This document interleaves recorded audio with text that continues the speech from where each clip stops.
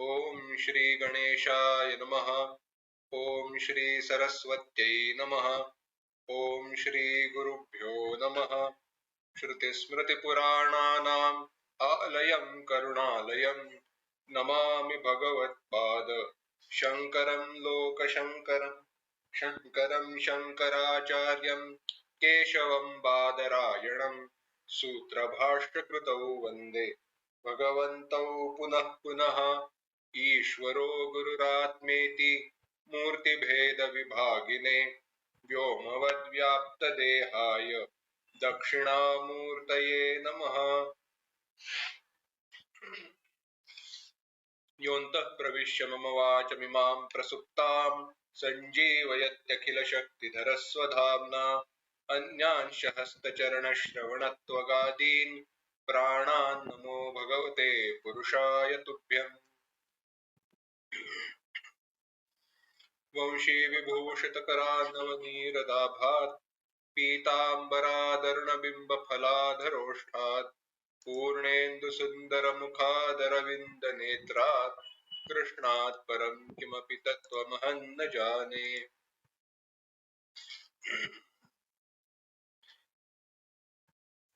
वसुदेवसुतं देवं कंसचाणूरमर्दनं देवकी परमानन्दं कृष्णं वन्दे जगद्गुरुम्। 5वें अध्याय का हम चिंतन कर रहे हैं। इस अध्याय का आज का चिंतन शुरू करने से पहले 14वें श्लोक से लेके 20वें श्लोक तक एक साथ पढ़ेंगे। न कर्तृत्वं न कर्माणि लोकस्य सृजति प्रभुः न कर्मफलसंयोगं स्वभावस्तु प्रवर्तते नादत्ते कस्यचित् पापं न चैव सुकृतं विभुः अज्ञानेनावृतं ज्ञानं तेन मुह्यन्ति जन्तवः ज्ञानेन तु तदज्ञानं येषां नाशितमात्मनः तेषामादित्यवज्ञानं प्रकाशयति तत्परं तद्बुद्धयस्तदात्मानः तन्निष्ठास्तत्परायणाः गच्छन्त्य पुनरावृत्तिं ज्ञाननिर्धूतकल्मषाः विद्याविनयसम्पन्ने ब्राह्मणे गविहस्तिनि शुनि चैव श्वपाके च पंडिताः समदर्शिनः इहैव तैर्जितः सर्गः येषां साम्ये स्थितं मनः निर्दोषं हि समं ब्रह्म तस्मात् ब्रह्मणि ते स्थिताः न प्रहृष्येत् प्रियं प्राप्य नोद्विजेत् प्राप्य चाप्रियं स्थिरबुद्धिरसम्मूढः ब्रह्मविद् ब्रह्मणि स्थितः। न प्रहृष्येत् प्रियं प्राप्य नोद्विजेत् प्राप्य चाप्रियं स्थिरबुद्धिरसम्मूढः ब्रह्मविद् ब्रह्मणि स्थितः। भगवान यहाँ पे वर्णन कर रहे हैं ब्रह्म सम है, इसलिए ब्रह्म में जो लीन है, ब्रह्म में जो स्थित है, वह हर बार स्थित ही रहता है, मोक्ष को प्राप्त होता है। और उसकी अवस्था कैसे होती है? न प्रहृष्येत् प्रियं प्राप्य, प्रिय वस्तु की प्राप्त होने पर न उसे हर्ष होता है, न अप्रिय वस्तु की प्राप्ति पर उसे क्रोध होता है, न उद्वेग होता है। यह समदृष्टि है। और समदृष्टि किस कारण आई है, इसका हमने चिंतन किया था। समदृष्टि के लिए एक तो विशेष भाग ऐसा आवश्यक है, एक सामान्य विचार। समदृष्टि कब हो सकती है? समदृष्टि तब ही हो सकती है जब आपकी भेद के प्रति या भेद निर्माण करने वाले कारणों के प्रति प्रीति न हो या प्रेम न हो। कैसे? आसान सी बात है, समझो। देखो, अगर आपके सामने घट रखे हुए हैं, घट या चलो सुनार की ही बात लेते हैं। हमने उदाहरण देखा था, सुनार के सामने देवी की मूर्ति आई, सोने की, पूरी सोने की बनी हुई देवी की मूर्ति है और शेर की मूर्ति है। अब अगर वहां पे वह सुनार उस रूप के प्रति आसक्त होकर कहे कि नहीं, देवी का मूल्य ज्यादा है और उस शेर का मूल्य कम है, क्या चल सकता है? नहीं चल सकता। क्योंकि जब मूल्य की बात आती है तो विचार तो सोना कितना है उसका ही करना चाहिए। पर अगर रूप में कोई आसक्त हो जाए तो उसके मन में निर्माण होने वाला जो खेद है, भेद है, वह दुख या हर्ष का कारण होने ही वाला है। समदृष्टि वहां पे हो नहीं सकती। क्यों? क्योंकि रूप में मन फंस गया है। अगर वही सुनहार रूप में फंसता नहीं है, इसीलिए सोने का सही सही मूल्य बता सकता है। इसी प्रकार से जीवन में हमारे सामने आने वाले जो भी कोई अनुभव है, उन अनुभवों में जो भेद है उनके प्रति हमारी आसक्ति होने के कारण सारे सुख दुख हमें प्राप्त होते हैं। खाना किसके लिए है? भोजन किसके लिए रहता है? भोजन शरीर सुस्थित रहे।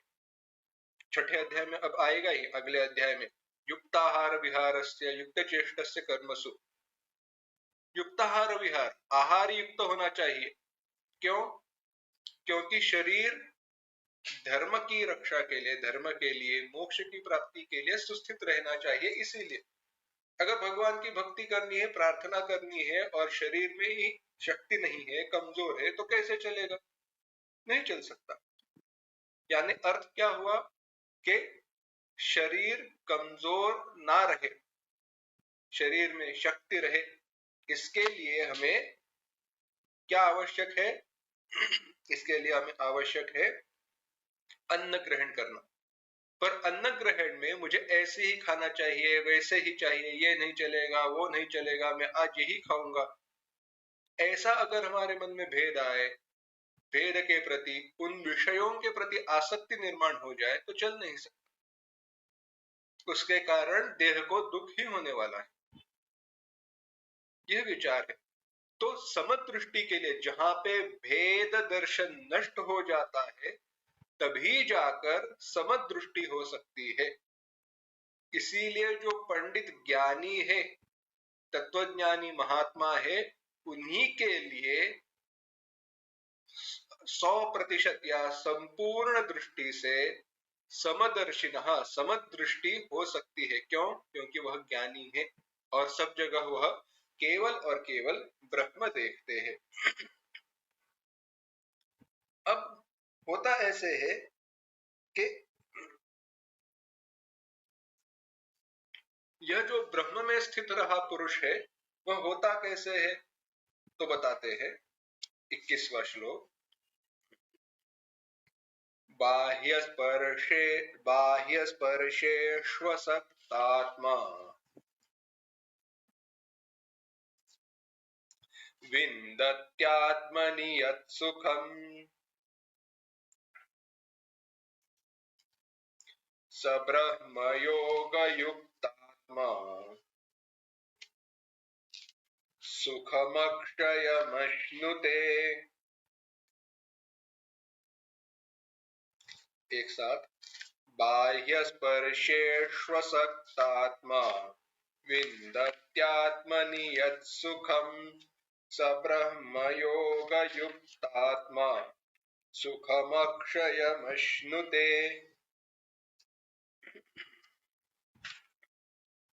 अब ऐसा व्यक्ति जो कैसा है, बाह्य स्पर्शेषु असक्तात्मा, बाह्य स्पर्शे स्वसक्तात्मा जो लिखा है ना, बाह्य स्पर्शेषु असक्तात्मा, बाह्य यानी बाहर, स्पर्श माने जिनको स्पर्श किया जाता है या जिनका ज्ञान होता है।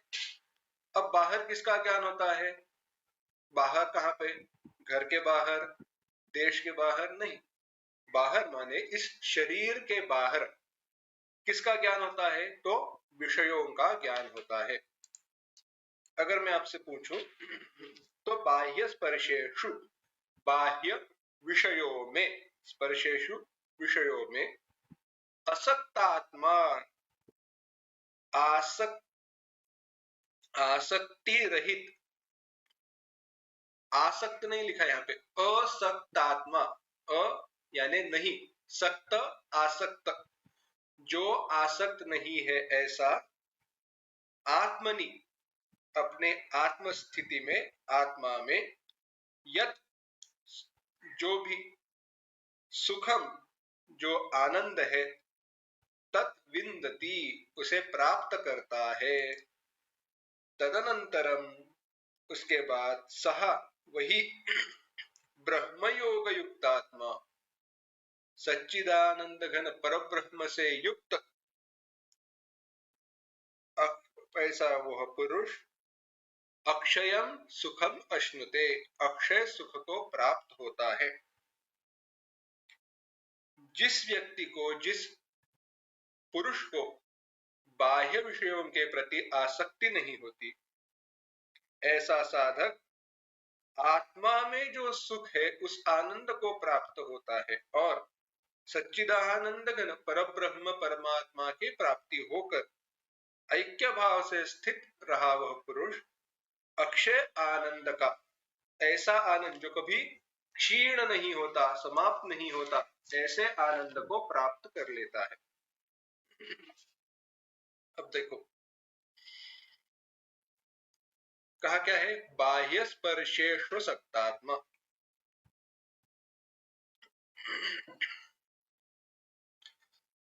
विषय कितने हैं अगर मैं आपसे पूछूं तो आप कहोगे बहुत सारे विषय है।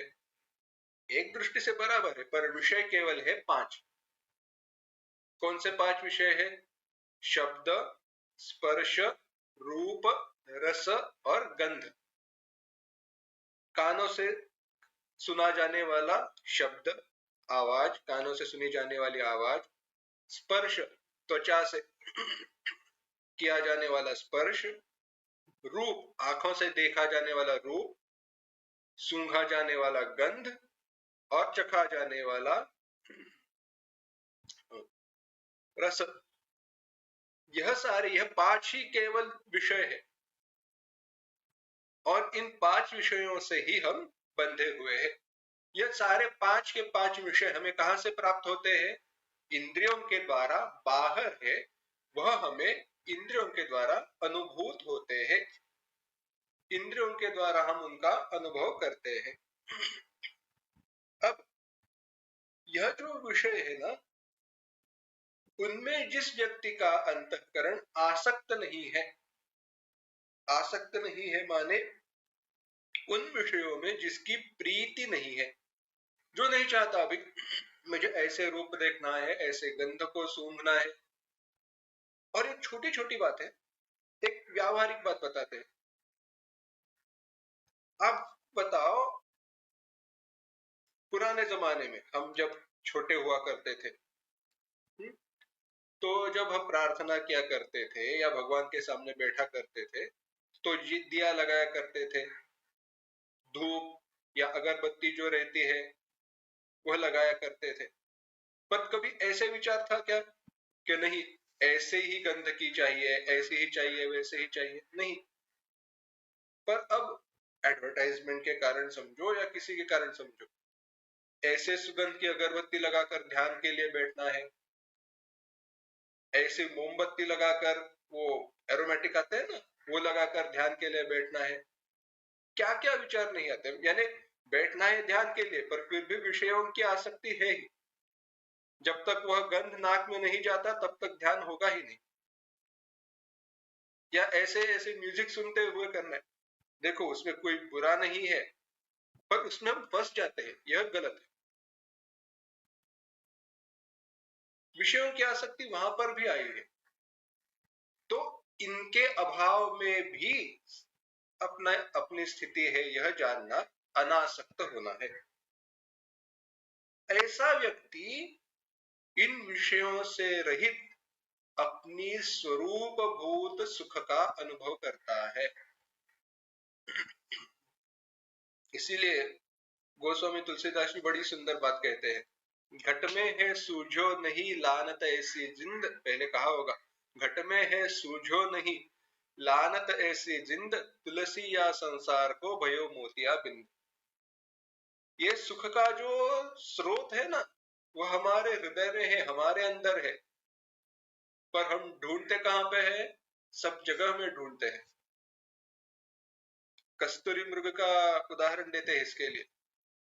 ये जो कस्तूरी मृग रहते हैं ना, मस्क डियर, उसकी नाभि में वह ग्रंथि रहती है जहां से वो गंध आती है, पर उस मृग को पता नहीं चलता कि वह गंध मेरे नाभि से आ रही है, तो वह जगह जगह घूमते रहता है उस गंध को ढूंढने के लिए।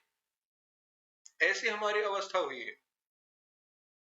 सुख का स्रोत है हमारे अंदर, हमारे हृदय में, पर होता ऐसे है, हमें लगता है वह है विषयों में।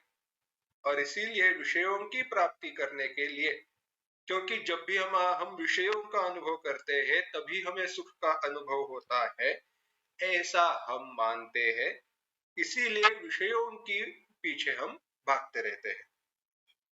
पर जो व्यक्ति ये जान चुका है कि यह सुख मेरे हृदय में है, मेरा ही स्वरूप है, ऐसा व्यक्ति ब्रह्म नामक जो समाधि, यानी ब्रह्म में स्थित होना, ऐसी जो स्थिति है, ऐसे ब्रह्म योग से युक्त होकर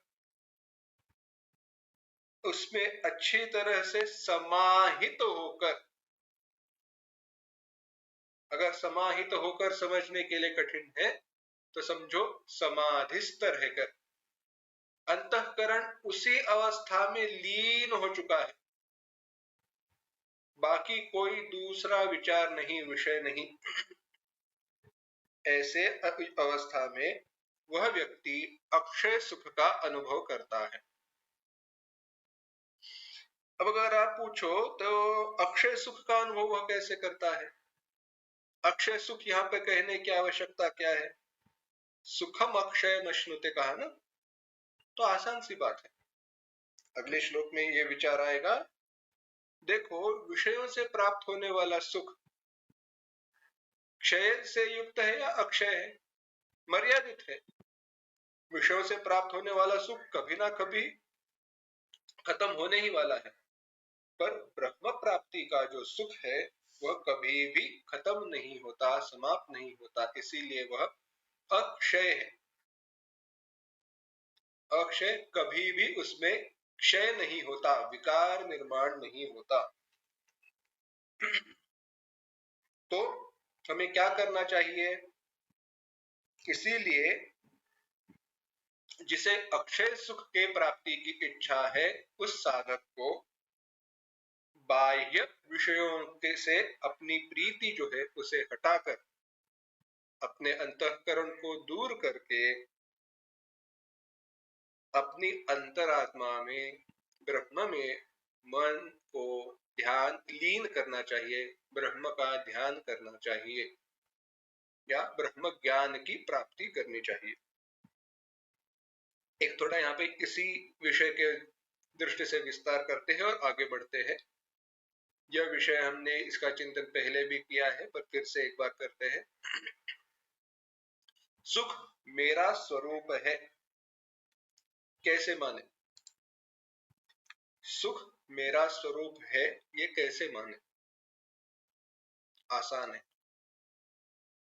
देखो, आप क्या दूर करना चाहते हो?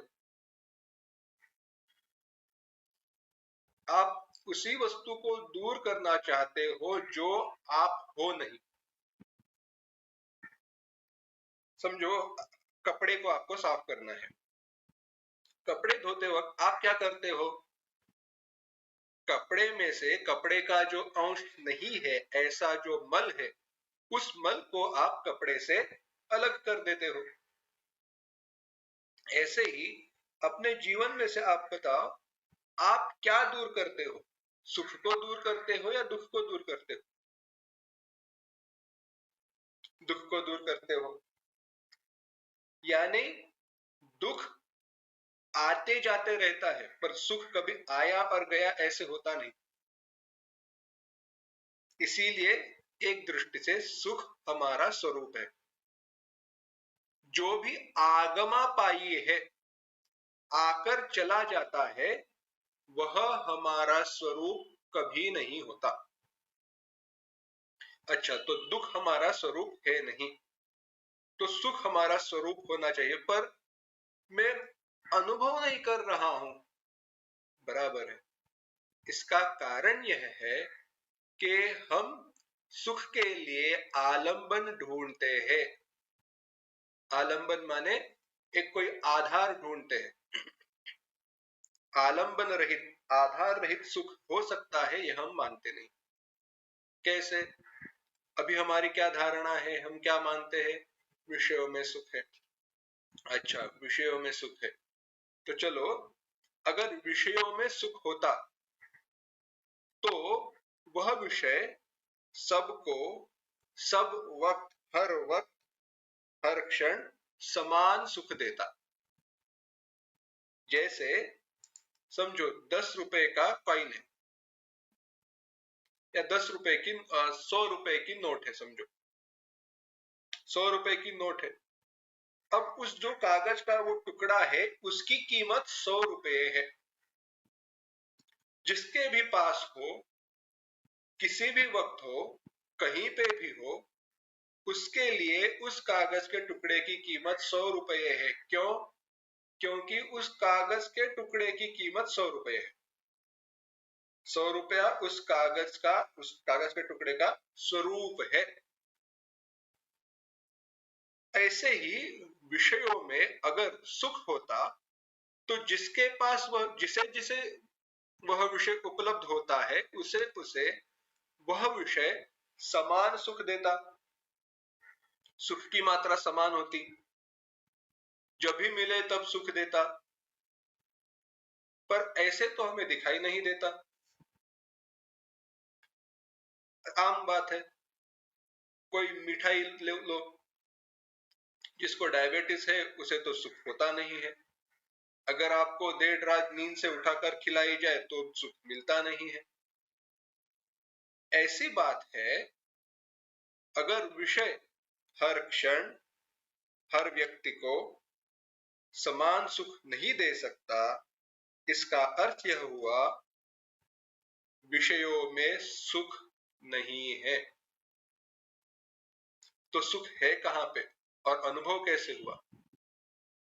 बस हमारा जो स्वरूप है, वह स्वरूप भूत सुख उस विषयों में प्रतिबिंबित हुआ, प्रतिबिंबित हुआ, और उस प्रतिबिंब का हमने अनुभव किया। अब प्रतिबिंब की तीव्रता, प्रतिबिंब की मात्रा जितनी बड़ी, उतना ही सुख का अनुभव ज्यादा। यह सुख का विचार है। यह प्रतिबिंब कैसे होता है? देखिए, आगे देखते हैं 22वां श्लोक। ये हि संस्पर्शजा भोगाः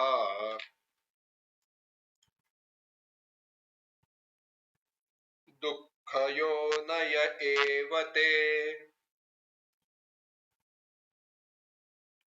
आद्यन्तवन्तः कौन्तेय न तेषु रमते बुधः। ये हि संस्पर्शजा भोगाः दुःखयोनय एव ते आद्यन्तवन्तः कौन्तेय न तेषु रमते बुधः। भगवान कहते हैं ये ही संस्पर्शजा भोगाः, ये ही जो भी संस्पर्शजा भोगाः, संस्पर्शजा इंद्रिय जन्य, इंद्रियों की स्पर्श से जन्य, इंद्रिय और विषय इनके संयोग से उत्पन्न होने वाले भोगाः, जो भी सारे भोग है, दुःखयोनय एव ते, दुख दुख योनय, योनिया कारण, दुख के कारण है। और कैसे है? आद्यंतवंत, आदि अंतवंत, उनको शुरुआत है और उनको अंत है। शुरुआत होने वाले, अंत होने वाले हैं। न तेषु रमते बुधः, उनमें बुधः बुद्धिमान विवेकी पुरुष उनमें रमता नहीं है, उनमें सुख नहीं लेता। एक आसान सी बात बताते हैं। हमारे गुरुजी यह उदाहरण दिया करते थे, कहते थे अब ये कोरोना की बात छोड़ दो, पर समर वेकेशन आई है, गर्मी के मौसम आया है, तो लोग बाहर घूमने के लिए चले जाते हैं।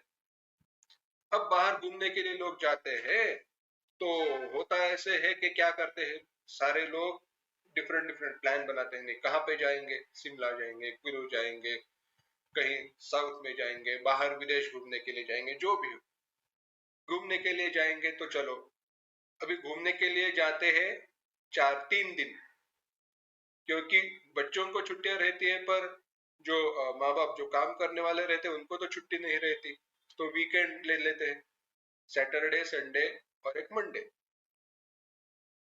अब 3 दिन की छुट्टी ले ली है, 3 दिन की छुट्टी ले ली है। उन 3 दिनों में वहां पे जाना है, घूमने के लिए जाना है। चलो अब जाना है तो तैयारी करने के लिए क्या होता है?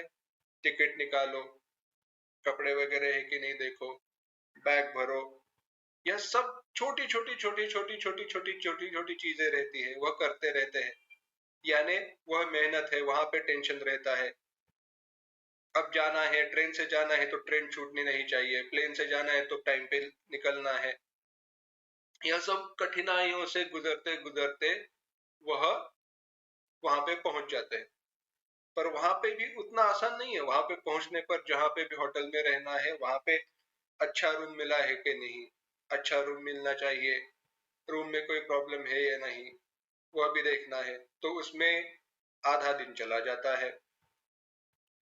बाद में आखिरी दिन का जो आधा दिन रहता है वह निकलने की तैयारी में चला जाता है।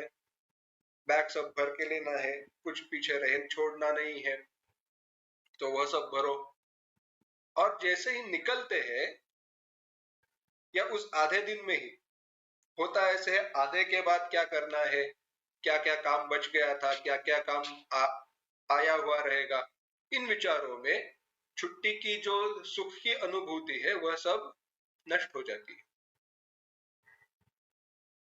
यानी हुआ ऐसे कि यह सारे चेष्टाओं में, यह सारी जो चेष्टा हुई छुट्टी पर घूमने के लिए जाने की, उसमें जाने से पहले भी दुख था, वहां पहुंचने पर तुरंत सुख की शुरुआत हुई नहीं, बाद में यानी तुरंत सुख शुरू हुआ नहीं, अंत में जब निकलने लगे तो भी दुख की ही शुरुआत हुई, आने के बाद भी दुख है। तो लोग जाते क्यों हैं? पर नहीं, घूमने के लिए जाना है। विषयों का ऐसे ही है, यही संस्पर्शजा भोगा, संस्पर्शजा विषय और इंद्रियों की योग से उत्पन्न होने वाला सुख, संबंध से। क्या हुआ है देखो, विषय और इंद्रियां, आंखों से जब मैं किसी रूप को देखता हूं जब अनुभव करता हूं तब जाकर मुझे उसका ज्ञान होता है। जैसे मैं जीभ से जब चखता हूं तभी मुझे मिठास अनुभूत होती है, तब तक नहीं होती। अब जब मैं कोई वस्तु को चखता हूं तो मेरे मन में, समझो मैं गुलाब जामुन खा रहा हूं, गुलाब जामुन खा रहा हूं तो खाते वक्त मेरा मन उस अनुभव से एक हो जाता है और उस खाने के गुलाब जाम, मीठे गुलाब जाम की खाने के अनुभव में मन का एक हो जाना, उस विषय का अनुभव करना है। और जब मैं उस अनुभव में स्थित रहता हूं तब मेरा मन काफी हद तक शांत रहता है और ऐसे मन की शांत अवस्था में मेरा जो स्वरूपभूत सुख है वह प्रतिबिंबित हो जाता है। मेरा स्वरूपभूत सुख उस शांत मन की शांत अवस्था में, उस मन में ही प्रतिबिंबित हो जाता है और उसका मैं अनुभव करता हूं। यह टेक्निकल एनालिसिस है सुख के अनुभव की। और अब ऐसे सुख को जब मैं, यह सुख का अनुभव कब तक रहेगा? जब तक मेरा मन उस विषय की अनुभव में स्थित है। विषय का अनुभव चला गया, प्रतिबिंब के लिए आवश्यक मन की अवस्था चली गई तो मन भी चला गया, प्रतिबिंब भी चला गया। तो हुआ क्या? आद्यंतवंतः, एक आदि शुरुआत थी, अंत था, यानी उसको शुरुआत हुई, अंत हुआ, तो दुख है, अंत का दुख है। शुरुआत में मिलेगा या नहीं मिलेगा इसका दुख है। यह सारे दुख के कारण है। भाष्यकार जी आदि शंकराचार्य जी इस श्लोक के बारे में कहते हुए कहते हैं, यह सारे जो विषय है ये तीनों प्रकार के, आदि भौतिक, अधिदैविक और आध्यात्मिक, तीनों प्रकार के दुखों के कारण है। क्यों? क्योंकि ये अविद्याजनित सुख है। अविद्याजनित सुख होने के कारण ये तीनों प्रकार के दुखों का कारण है। कैसे कहते हो? आसान सी बात है, हमने जो अभी अनुभव देखा, उदाहरण देखा, उसी में देखो। जो वेकेशन पे जाने वाले हैं उसी उदाहरण को देखो। सारे प्रकार के दुख मिलते हैं। समझो वहां पे जाने के बाद पेट खराब हुआ, पानी बदल जाता है, कभी कभी पानी हजम नहीं होता तो पेट खराब हो गया। अब बात ऐसी है, गए हैं वेकेशन पे पर कुछ वहां पे खा नहीं सकते, पानी ठीक से पी नहीं सकते, तो अवस्था बुरी है। आने के बाद कुछ तकलीफ हुई, फिर भी वही है। कहीं ना कहीं से इनका दुख है ही। प्राप्त होने के पहले सुख दुख, प्राप्त होने पर ये नष्ट हो जाएगा इसका दुख, और नष्ट होने पर नष्ट हुआ इसके लिए दुख। यानी ये विषयों का अनुभव दुखों का कारण है ही।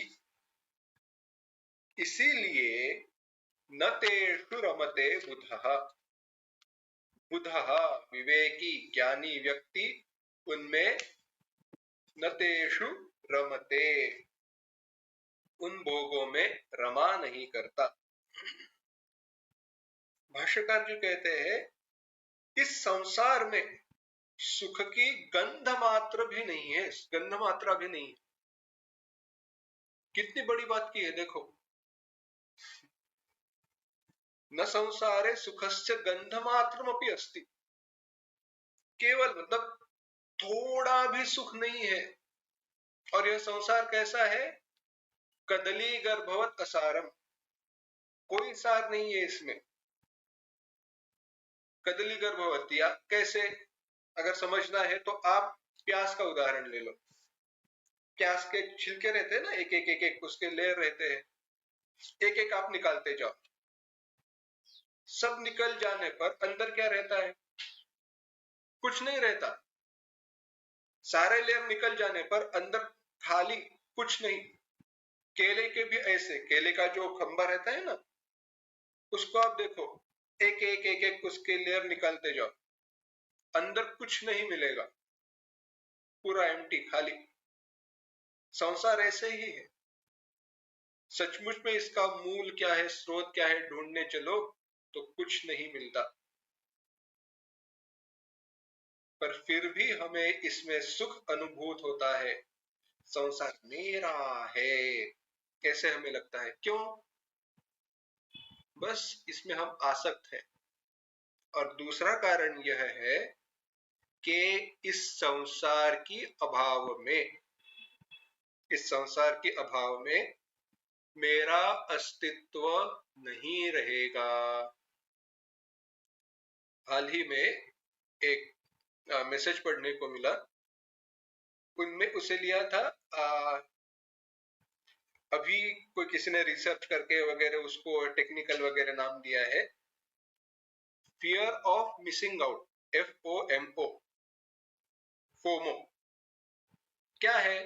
छोटे बच्चे तुरंत सोते नहीं है ना, छोटे बच्चों को हमें सुलाना पड़ता है। क्यों?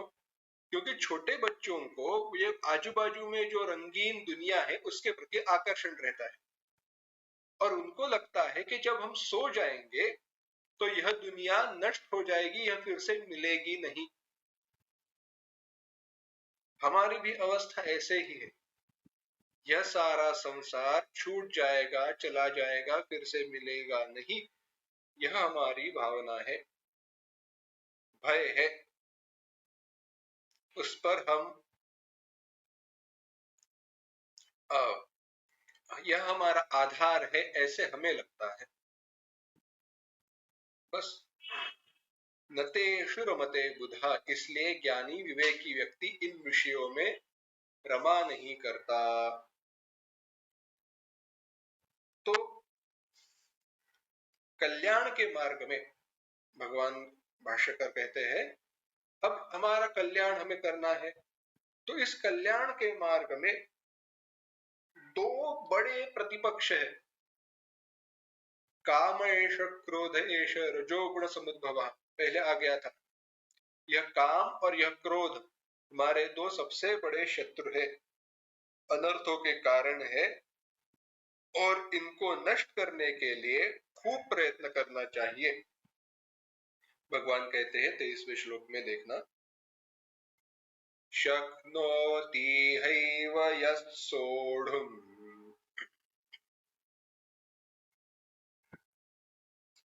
प्राक् शरीर विमोक्षणात्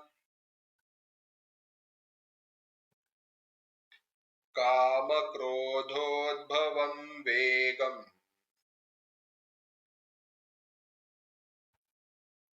स युक्तः स सुखी नरः।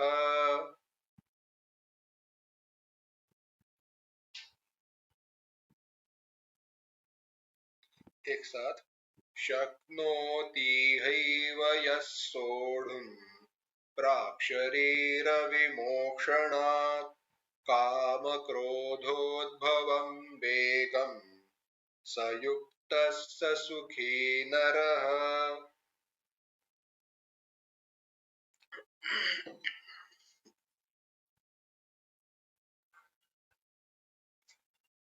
यह जो प्राक शरीर विमोक्षणात्, शरीर विमोक्षणात् प्राक, अपने शरीर के छूट जाने के पूर्व,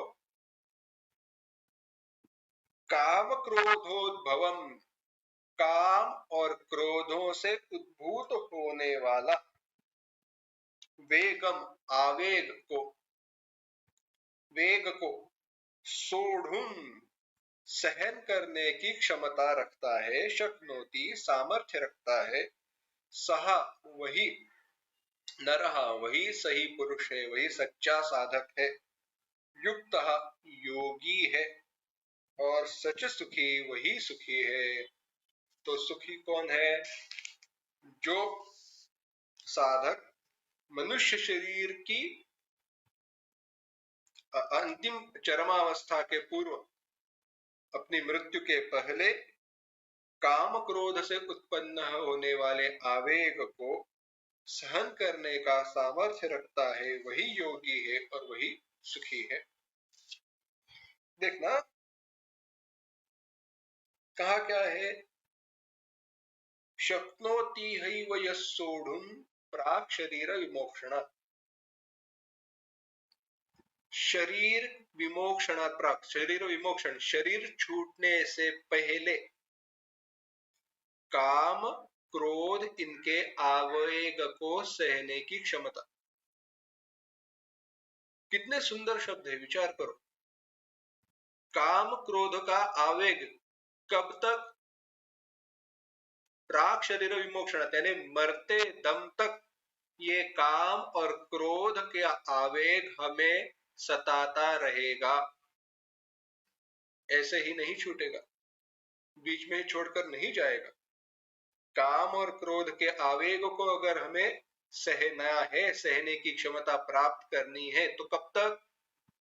जब तक हम मरते नहीं है तब तक उसको सहते रहना चाहिए और सहने की क्षमता रखनी चाहिए, और उस क्षमता को उसके पूर्व ही प्राप्त करनी चाहिए। यानी ऐसे नहीं है कि थक गए अब और नहीं होता, ऐसे नहीं, अंत तक बस सहते रहो उसको। इसीलिए उदाहरण दिया जाता है अगस्त्य मुनि की तरह। अगस्त्य मुनि की तरह माने कैसे? तो बड़ी सुंदर कथा है। आतापी और वातापी राक्षस दो भाई थे। क्या करते थे? तो वह ऋषियों का रूप लेते थे और आजू बाजू में जो ऋषिजन है या आश्रमवासी है उनको भोजन के लिए बुलाया करते थे। अब जब उनके लिए भोजन पकाया जाता था तो भोजन पकाने पर वातापी जो है वह उस भोजन में सूक्ष्म रूप से छिप जाता। अब उस भोजन को जब वह ऋषि मुनि, आए हुए अतिथि जो ऋषि मुनि है, वह भक्षण कर लेते, तो आतापी कहता अभी मैं मेरे भाई को बुलाऊं? तो ऋषि कहते थे हाँ बुला लो। तो जब आतापी वातापी को बुला लेता तो वातापी उस ऋषि का पेट फाड़कर बाहर निकल आता और बाद में वह दोनों भाई उनको खा देते, भक्षण कर देते। अब हुई बात ऐसे कि ऐसी चलते रहा, बड़े परेशान हो गए लोग। तो सब लोग गए अगस्त्य जी मुनि के पास। अगस्त्य मुनि ने कहा ठीक है। अगस्त्य मुनि घूमते घूमते उसी परिसर जहां पे आतापी और वातापी रहा करते थे वहां पे गए। अब वहां पे जाने पर बात वही हुई, आतापी और वातापी उन्होंने अगस्त्य मुनि को बुला लिया। अगस्त्य मुनि ने कहा ठीक है। आया, खाना बनाया गया, अगस्त्य मुनि जी को परोसा गया। अगस्त्य मुनि जी खाने के लिए बैठे।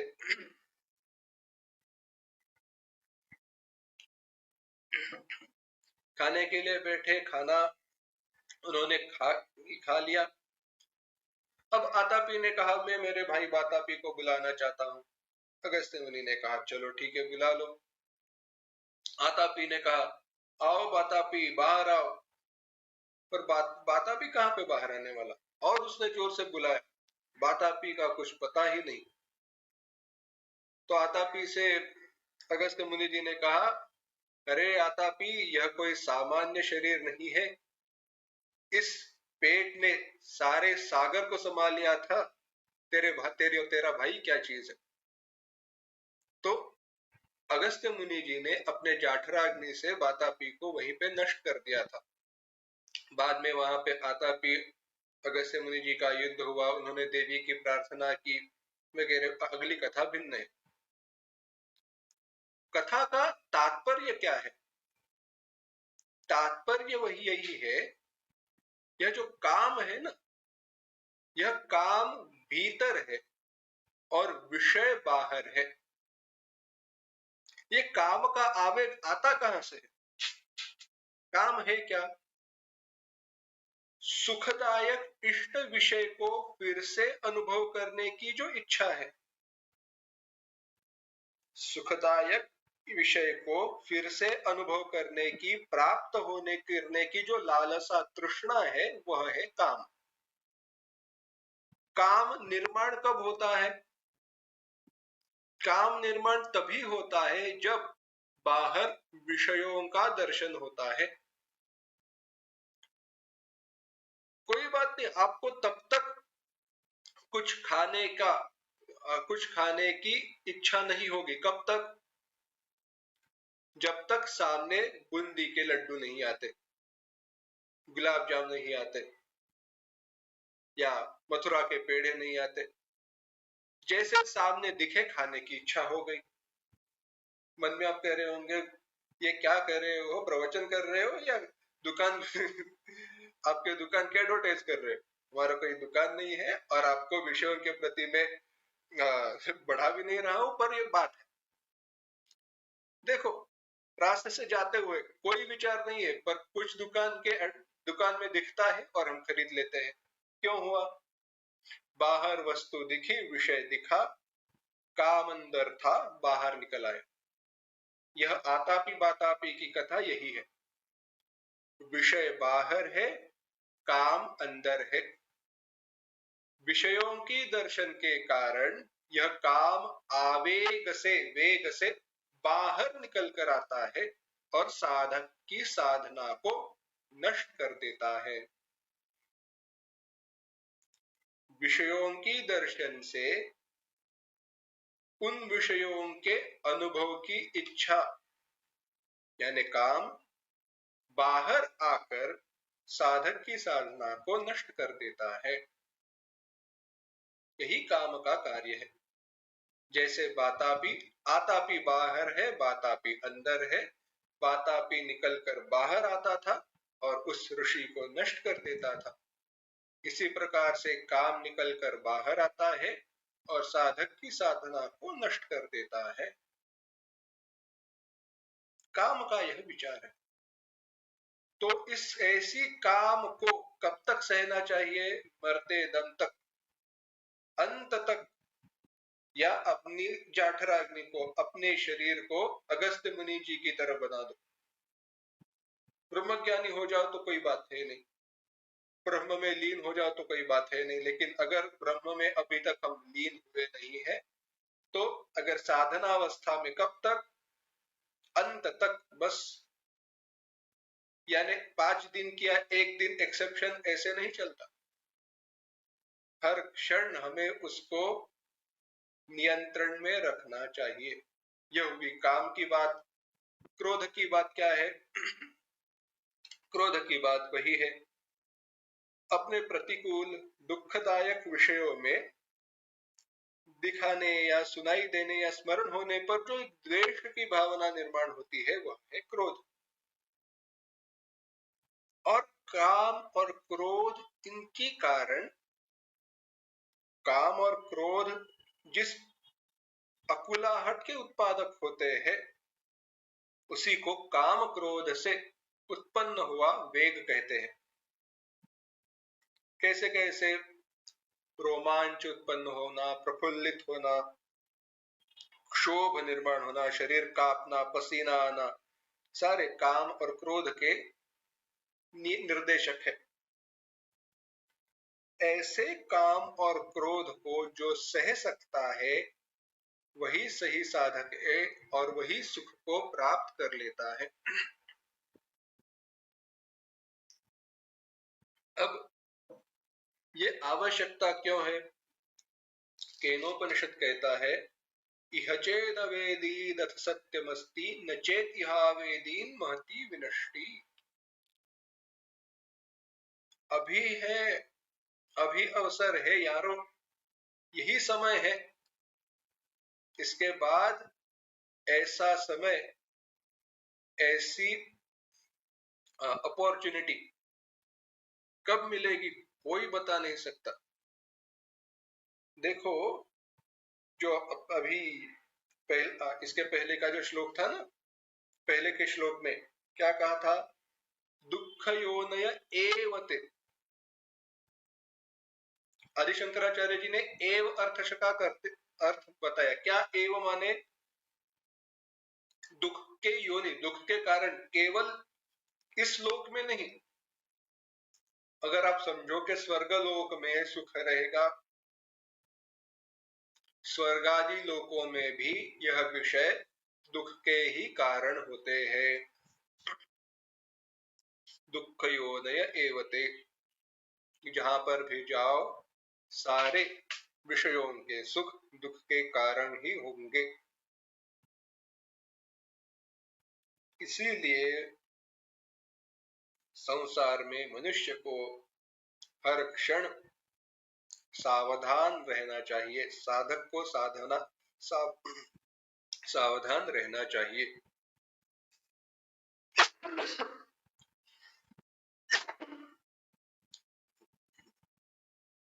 तो ब्रह्म में स्थित हुआ कैसा पुरुष ब्रह्म को प्राप्त होता है? कैसे पुरुष को ब्रह्म की प्राप्ति होती है? भगवान कहते हैं, योऽन्तः सुखोऽन्तरारामः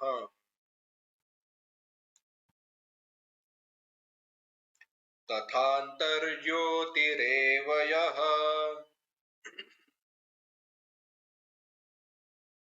स योगी ब्रह्मनिर्वाणम्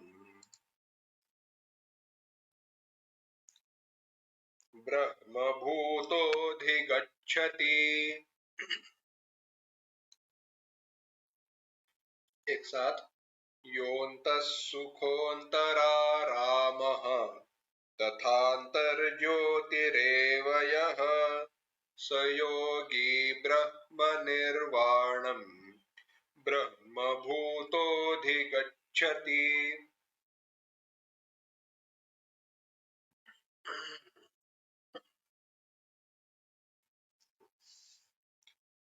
यह अंतःसुख, जो अंतःसुख है, अंतरारामः, अंतरारामः है। एक एक शब्द का विस्तार से हम अर्थ बाद में ही देखेंगे।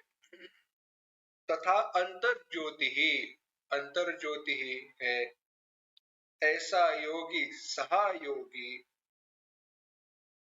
ब्रह्म निर्वाणम ब्रह्मभूतः अधिगच्छति, ब्रह्म को प्राप्त होकर मोक्ष अवस्था को जाता है। क्या कहा है देखते हैं। यह अंत सुख, जो अंत सुख है, विचार हम क्या कर रहे हैं? कैसा पुरुष ब्रह्म में स्थित हुआ, कैसा पुरुष ब्रह्म को प्राप्त होता है। तो कहते हैं अंत सुख माने अंतरात्मनि सुखम यस्य, अपनी आत्मा में ही जो सुख का अनुभव करता है वह अंत सुख है। यानी जो विषयों में सुख को नहीं देखता, विषयों में सुख को अनुभव नहीं करता, वह अंतरारामः, जो अंतरात्मा में रमण करने वाला है। रमण, क्रीड़ा किसमें है? अंतरात्मा में ही है। उसी के साथ तथांतर ज्योति, अंतरात्मा ही जिसका प्रकाश, जिसकी ज्योति है। अब अंतरात्मा प्रकाश है, ज्योति है, माने क्या? कोई कठिन बात नहीं है। केवल अंतरात्मा को ही देखने वाला। प्रकाश क्या करता है? बाह्य वस्तुओं को प्रकाशित करता है ना। प्रकाश की उपस्थिति में वस्तुओं का दर्शन होता है। इसी प्रकार से अंतर ज्योति ही, आत्मा की ज्योति में जिसका ज्ञान प्रकाशित हो रहा है, ऐसा ब्रह्मभूतः सच्चिदानंद परमात्मा से, सच्चिदानंद परमात्मा से, ब्रह्म से एक होकर वह योगी ब्रह्म निर्वाणम, परब्रह्म की शांत परब्रह्म को यानी मोक्ष को अधिगच्छति प्राप्त कर लेता है। बस कुछ नहीं। जिसने बाह्य विषयों की आसक्ति को, जिस साधक ने, और यहाँ पे साधक जब हम कह रहे हैं एक विचार करना, सामान्य साधक नहीं, जो ब्रह्म आत्म ऐक्य को जानता है, उसमें पहले स्थिर हो चुका है, ऐसा बाह्य विषयों की आसक्ति को छोड़ देता है, सारे अपने हृदय के असंभावनादि दोषों को दूर कर देता है, ऐसा व्यक्ति मोक्ष को प्राप्त होता है। बाकी कुछ नहीं करना है, बस अपने ही अंदर उस सुख को प्राप्त करना है, अपने हृदय में ही उस परमात्मा को देखना है। हृदय में परमात्मा को प्राप्त कर लिया, बाकी कुछ नहीं आवश्यक, पर वह देखते रहना चाहिए। और 25वां श्लोक, लभन्ते ब्रह्म निर्वाणम् ऋषयः क्षीणकल्मषाः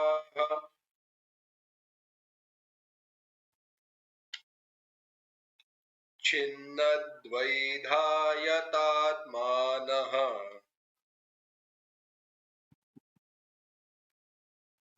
सर्वभूतहिते रताः।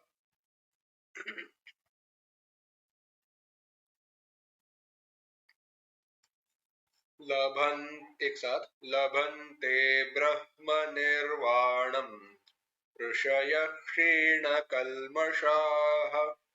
छिन्नद्वैधायतात्मानः सर्वभूतहिते रताः। कहते हैं ऋषयः क्षीणकल्मषाः, ऋषयः ऐसे ऋषिजन यानी सम्यक ज्ञानी महात्मा, क्षीणकल्मषाः जिनके पापादि दोष नष्ट हो चुके हैं, ऐसे लभन्ते ब्रह्म निर्वाणम लभन्ते, मोक्ष को, ब्रह्म निर्वाण को प्राप्त होते हैं। और कैसे है? छिन्नद्वैधाः, छिन्नद्वैधाः यानी जिनके सारे संशय नष्ट हो चुके हैं। यतात्मानः, यत आत्मानः संयतेन्द्रियः, जिन्होंने इंद्रियों पर काबू पाई हो, नियंत्रण पाया हो, ऐसे। और सर्वभूत हिते रताः, सारे भूतों की, सारे जीवों के हित में जो रत है, रममाण होते हैं, ऐसे। ऐसे जो महात्मा है, ऐसे जो व्यक्ति है, वह ब्रह्म शांति को प्राप्त होते हैं। देखना, जिनके सारे पाप नष्ट हो चुके हैं, जिनके सारे संशय नष्ट हो चुके हैं, जिनका ज्ञान स्पष्ट है, स्थिर है, जो संयतेन्द्रिय है, ऐसे सर्वभूत हिते रताः, सारे प्राणी मात्राओं की हित में रममाण होने वाले ब्रह्म मोक्ष को, ब्रह्म स्वरूप मोक्ष को प्राप्त होते हैं।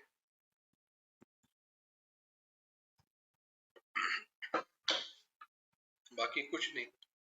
तो ज्ञान कैसा हो? शुद्ध ज्ञान हो, उसमें कोई संशय नहीं चाहिए। ज्यादा कोई यहाँ पे विचार है नहीं। अभी ये जो 2-4 श्लोक है, इसमें केवल यही बताया है क्या? ज्ञान में संशय नहीं होना चाहिए। संशय माने क्या मैंने जो सुना है, मैं जो जानता हूं वह सही है या नहीं। सुनते हैं भगवान मेरे हृदय में स्थित है, भगवान मुझसे भिन्न है नहीं, पर ऐसे सुनने पर भी, जानने पर भी मैं ब्रह्म हूं, यह जानने पर भी हमारी अवस्था कैसी है? मैं अल्पज्ञ हूं, मैं छोटा हूं, भगवान बड़े हैं। ये जगत सत्य है, ये दुनिया सच है। संशय हमारे मन में बने रहते हैं और इन संशयों के कारण हमें ये संसार की प्राप्ति होती है। तो ऐसा संशय रहित ज्ञान जिनको है, ये संशय कब नष्ट हो जाएंगे? जब सारे किल्मिष, सारे पाप नष्ट हो जाएंगे। जो प्राणी मात्राओं की कल्याण में तत्पर है, ऐसे व्यक्तियों का ज्ञान दृढ़ होकर वह मोक्ष को प्राप्त होते हैं।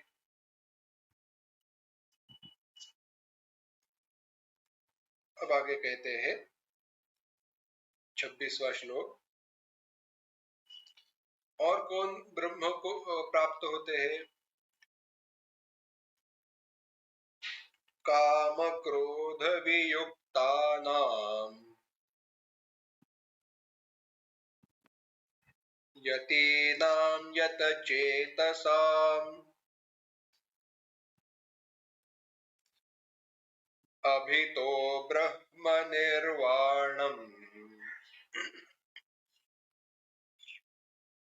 वर्तते विदितात्मनाम्। एक साथ, काम क्रोध वियुक्तानां यतीनां यतचेतसाम् अभितो ब्रह्म निर्वाणम् वर्तते विदितात्मनाम्।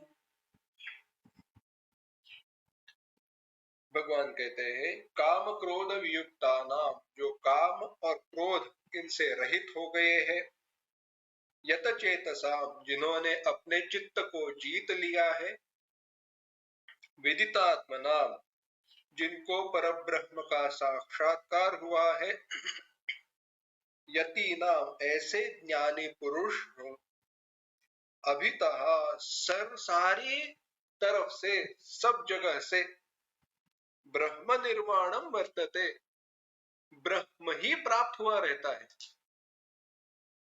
अगर कोई कहे कि मोक्ष प्राप्त होने वाला है क्या? नहीं, संपूर्ण दृष्टि से वह अभी ही मुक्त है। कहते हैं जिनके काम क्रोध नष्ट हो चुके हैं, जिनको परब्रह्म का साक्षात्कार हो चुका है, जिन्होंने अपनी मन को जीत लिया है, ऐसे ज्ञानी पुरुष सब जगह से ब्रह्म को प्राप्त हुए रहते हैं, मुक्त ही रहते हैं। मोक्ष प्राप्त हो जाता है, यह तो हमारी व्यवहार के दृष्टि से कहने की बात है। क्यों? क्योंकि हम अज्ञानी जनों के लिए अभी उनका शरीर दिख रहा है, परंतु उन ज्ञानी महात्माओं के लिए शरीर में रहते हुए ही वह मुक्त हुए होते हैं, मोक्ष को प्राप्त हुए रहते हैं।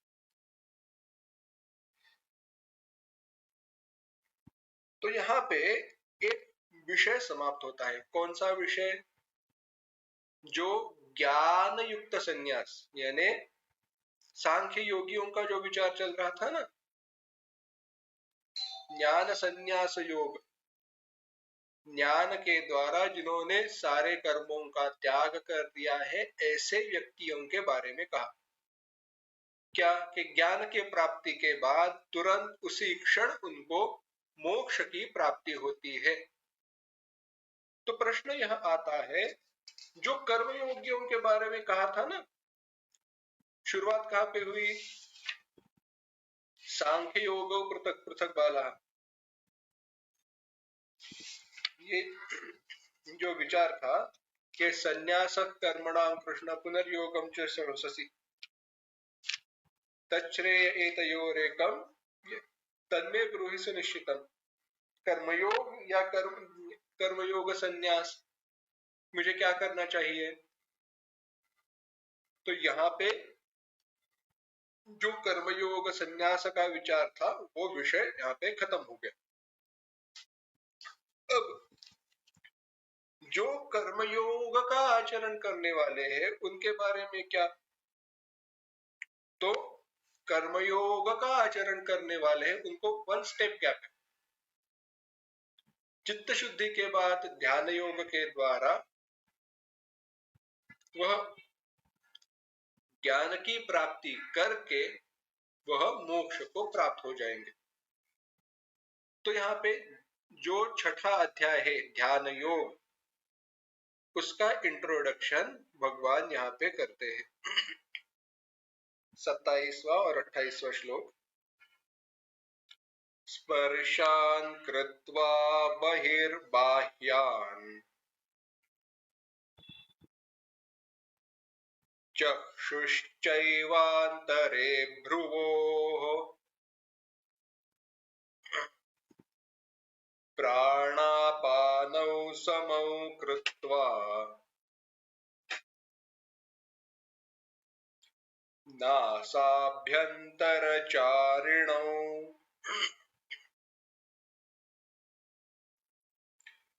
यतेन्द्रियमनोबुद्धिः मुनिर्मोक्षपरायणः विगतेच्छाभयक्रोधः यः सदा मुक्त एव सः।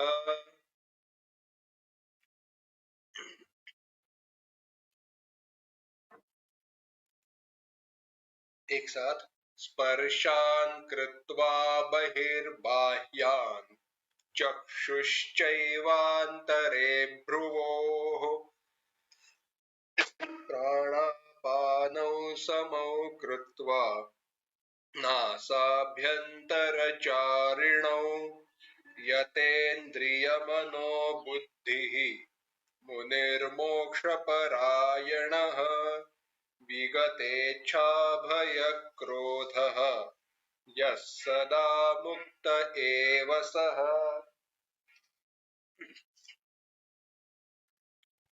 तो कहते हैं बाह्यान स्पर्शान बहिः, बाह्यान बाहर के, स्पर्शान विषयों को, बहिः एव कृत्वा बाहर छोड़कर, चक्षुः भ्रुवोः अंतरे, चक्षुः भ्रुवोः अंतरे आंखों को भ्रु यानी भ्रुकुटियों के बीच में, मध्य में, नासाभ्यंतरचारिणौ प्राणापानौ, नासाभ्यंतर, नासा नासिका नाक और अभ्यंतर यानी नाक में अंदर बाहर घूमने वाले जो प्राण है उनको समौ कृत्वा सम करके, यतेन्द्रिय मनोबुद्धि जिसने अपने इंद्रिय और मन को बुद्धि के साथ जीत लिया है, यह जो मोक्ष परायण है वह विगतेच्छा भय क्रोध, इच्छा भय और क्रोध से रहित हुआ वह साधक, वह व्यक्ति सह सदा मुक्त एव, वह मुनि नित्य मुक्त ही रहता है। बाह्य विषयों के चिंतन ना करते हुए, बाह्य विषयों को बाहर रख के, अपनी आंखों को अपनी भ्रुकुटियों के बीच में एक करके, नाक में नाक से अंदर बाहर करने वाली सांस को सम करके, जिसने अपने इंद्रिया मन को बुद्धि के द्वारा जीत लिया है, ऐसा व्यक्ति मोक्ष तत्पर मुनि भय और क्रोध से रहित होकर मोक्ष को ही प्राप्त हुआ होता है।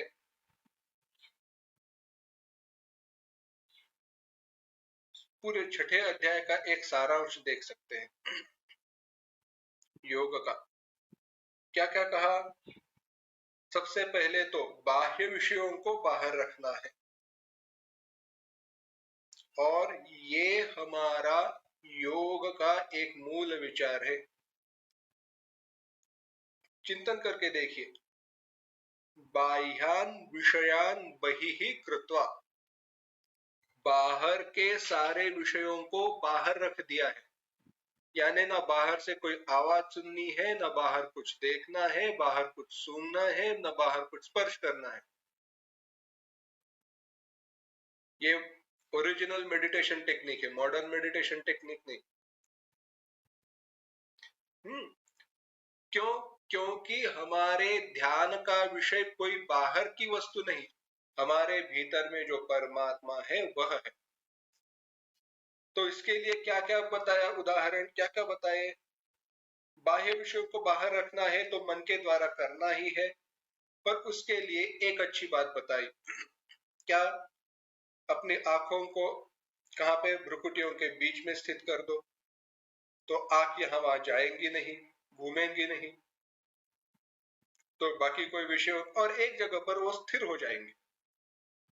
उसके जो योग का जो चिंतन है वह तो उसके डिटेल में हम अभी जाएंगे नहीं, 6ठे अध्याय में सब आएगा ही। आज्ञा चक्र पे ध्यान क्यों लगाना चाहिए वगैरह वह विषय भिन्न है। अब और क्या कहा? प्राणों को सम करके, यह जो प्राण है ना, यह मन पर काबू करने का सबसे उत्तम तरीका है, उत्तम साधन है। गुस्सा आता है तो क्या होता है? सांस फूल जाती है। गुस्सा आता है तो सांस फूल जाती है। अपनी सांसों को शांत करो, मन अपने आप शांत हो जाता है। तो प्राणायाम के द्वारा मन को शांत करो, और ऐसे शांत हुआ जो मन, जो बुद्धि के कहा सुनने के लिए तैयार है, ऐसे बुद्धि के द्वारा इंद्रिय और मन को जीत कर क्रोध, इच्छा, भय, इनसे जो रहित हो चुका है, और क्या बचा? मोक्ष की प्राप्ति अगर उसको है तो उसको तो अनुभव होना ही है, साक्षात्कार होना ही है, और ऐसा व्यक्ति मुक्त एव सह, लगभग मुक्त हो ही गया है। अब कुछ और अवसर उसके लिए बचा नहीं, और कुछ बचा नहीं है, लगभग वह मुक्त है ही। अब भगवान इस सारे विषय का सारांश करते हैं और कहते हैं, ये 6ठे अध्याय का अभी कैसे है, भगवान भी कैसे सुंदर है। देखो भगवान क्या करते हैं, हर अध्याय में अगर आप देखो तो हर अध्याय के अंत में नए अध्याय की शुरुआत वो छोड़ ही देते हैं।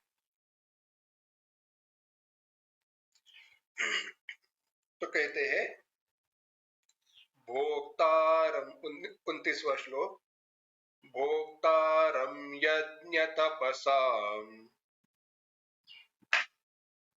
सर्वलोक महेश्वरम सुहृदं सर्वभूतानां ज्ञात्वा मां शान्तिमृच्छति। एक साथ, भोक्तारं यज्ञ तपसां सर्वलोक महेश्वरं सुहृदं सर्वभूतानां ज्ञात्वा मां शान्तिमृच्छति।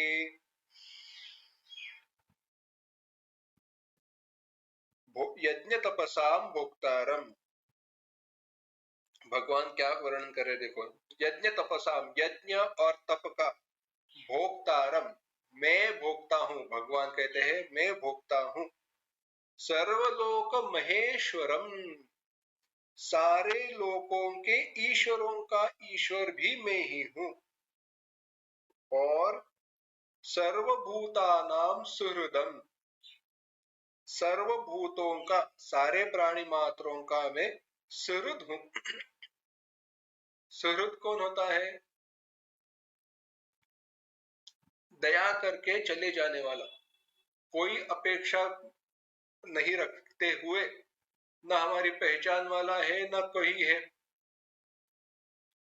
कोई पर प्रति उपकार यानी फिर से मुझ पर कोई उपकार करे ऐसी अपेक्षा ना रखते हुए दूसरे व्यक्ति पर उपकार करके चले जाने वाला सुहृद है।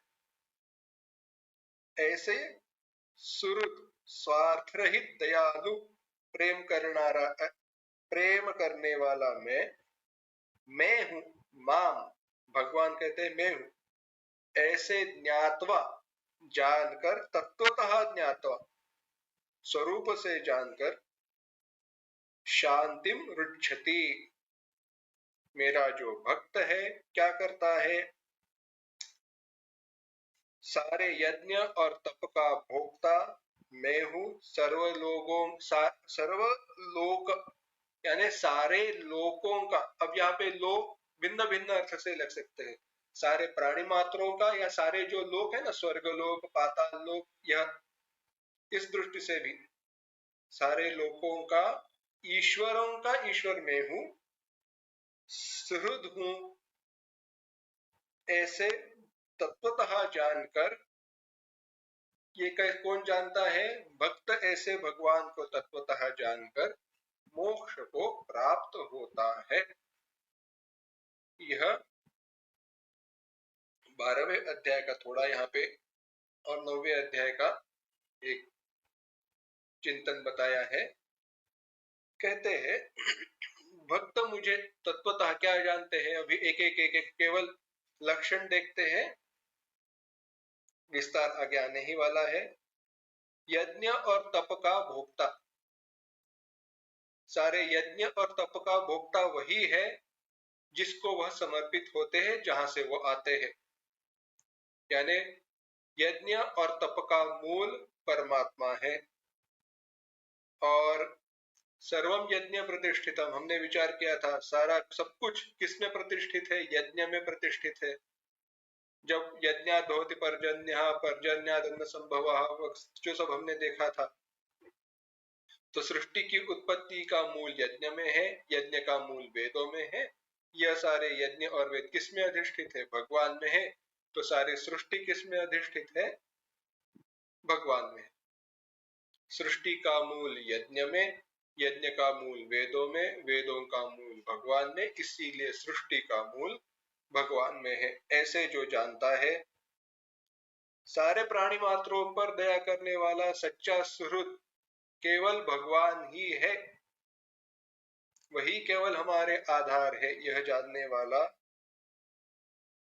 और वही केवल हमारा स्वरूप है, यह जानने वाला मेरा भक्त मोक्ष को, में परम शांति को मुझे ही प्राप्त हो जाता है। ओम तत्सदिति श्रीमद्भगवद्गीतासु उपनिषत्सु ब्रह्म विद्यायां योगशास्त्रे श्रीकृष्णार्जुन संवादे कर्म संन्यास योगो नाम पंचमोऽध्यायः। इसी प्रकार से कर्म संन्यास योग नामक 5वां अध्याय समाप्त होता है। अगली बार से हम 6ठे अध्याय के चिंतन को प्रारंभ करेंगे। ओम असतो मा सद्गमय तमसो मा ज्योतिर्गमय मृत्योर्मा अमृतंगमय। ओम शांति शांति शांति। हरि ओम। श्री गुरुभ्यो नमः। हरि ओम।